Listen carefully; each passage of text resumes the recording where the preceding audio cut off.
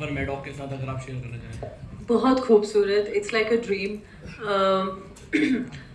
Actually ये मेरी है पहली फिल्म, लेकिन मेरी पहली फिल्म इनके साथ बहुत साल पहले हो चुकी है, जो कि लव आजकल, जो कि मैं मैडो के साथ बहुत सालों से जुड़ी हूँ।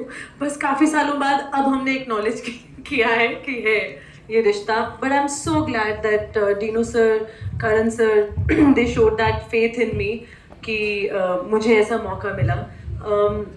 आई एम वेरी ग्रेटफुल और मुझे बहुत मज़ा आया। बहुत ही अच्छा माहौल था। जब फिल्म बनाते हो अच्छा माहौल हो ना, तो फिल्म अच्छी बनती है। And I am very excited and very positive about this film because the experience was so positive. Hello. Okay, Dinesh sir, एक मेरा सवाल आपसे है हाँ सर। जी। एक दौर था 90s 20s का, जब कहा जाता था कि वायरस की फिल्म में अगर किसी फीमेल एक्टर ने काम कर लिया तो उसको एक्ट्रेस का दर्जा दे दिया जाता है, मतलब उसने सब कुछ हासिल कर लिया। और आज बोला जाता है कि मैडॉक की फिल्म में अगर किसी एक्टर ने काम कर लिया तो एक्चुअल में वो एक्टर के रूप में साबित होता है। और वामिका ने अभी जस्ट एंट्री मारी, जैसे कि पहले भी लव आजकल में किया था लेकिन अभी किया। तो किस तरीके से आप ये दौर देखते हैं? मैडॉक इन दोनों छाया हुआ है और बैक टू बैक फिल्में काफ़ी चर्चाओं में रहती है। तो वामिका के बारे में बात करें तो I think before anything else वो एक्टर है, and I think Maddock is the home for all actors. So if you have that talent, it's quite democratic and you will find your place there.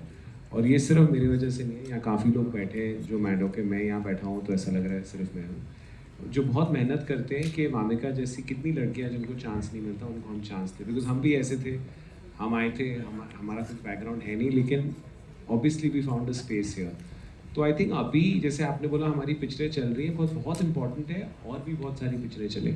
आप हर हफ्ते theatre में आते रहें तो overall business चले, so that we can make better films, you know, we can make larger films, we can make India proud. तो it's just the beginning.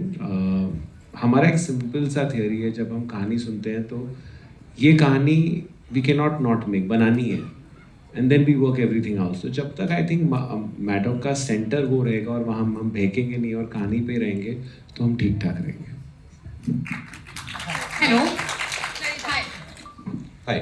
This is Vartika from live Hindustan. मेरा question राजकुमार राव से है. इन Bhool Chuk Maaf, your character stuck in a healthy phase of life. Have you ever felt similar situation in your real life career? To feel stuck? Yeah. Oh wow.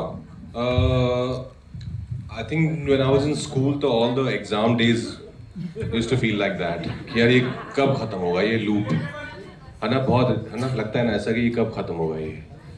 तो I think yeah, only that time. Otherwise I haven't felt stuck ever. Yeah. And of course when I used to travel in those roadways, DTC and Blue Line buses at that time during my theatre days, from Gurgaon to Delhi sometimes, तो उसमें इतनी भीड़ होती है कि आप सब चिपक के ही खड़े होते हैं. तो that time also I felt very stuck कि मेरे हाथ में कुछ है नहीं, जब ये लोग उतरेंगे मुझे उतार देंगे. That's how I got connected to the audience. या exactly. Hi guys in front. Vamika, सामने आपसे सवाल है. Titli brings joy and confusion in equal measure. Did you draw from any real life experiences to portray her emotional highs and lows? हाँ. From all wives. From my own life. Okay. Titli, that's why I say that Titli is very relatable because I could really Titli और रंजन का relationship भी ना बहुत ही प्यार भरा और बहुत ही नोक झोंक भरा है. एंड आई थिंक सबके रिलेशनशिप्स ऐसे ही होते हैं. एंड आई एम आपको मानोगे नहीं, बीच बीच में जो कुछ लड़ाइयाँ और हमने कुछ एक दूसरे को रिएक्शंस दिए वो रियल लाइफ में मैंने भी किए हैं. तो मुझे कहीं और जाने की ज़रूरत नहीं थी. मेरी खुद की लाइफ से ही बहुत सारे एक्सपीरियंसेस थे जो मैंने तितली और रंजन के रिलेशनशिप में ऐसे डालने की कोशिश आपको की. लगता है तितली थोड़ी डोमिनेटिंग है? नहीं. हाँ. तो आप भी हो. हाँ.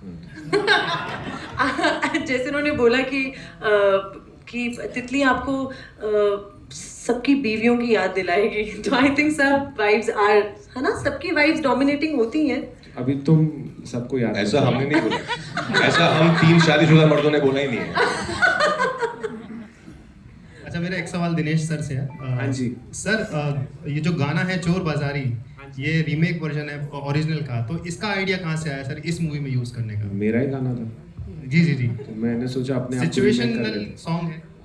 नहीं, एक्चुअली अगर आप इस सॉन्ग का एक लाइन है, घटनी थी वो घटना घटते घटते घट गई। तो मुझे लगा ये लाइन जब मैंने सुनी तो ये तो टीजर में, तो इससे मुझे लगा कि this sums up what Ranjan is going through and that's how it came. इतना इफ साउंड इज समथिंग आप ही रियलाइज करेंगे जब आप गाना सुनते हैं तो पहली बार आप सिर्फ उसको कोई अदर लेवल पे कनेक्ट करते हैं, फिर सेकंड टाइम आप लिरिक्स सुनते हैं और समझते हो क्या बोल रहा है। So I think music is what feeling sound like, you connect to it very very naturally, instinctively, and then you analyze why you like it.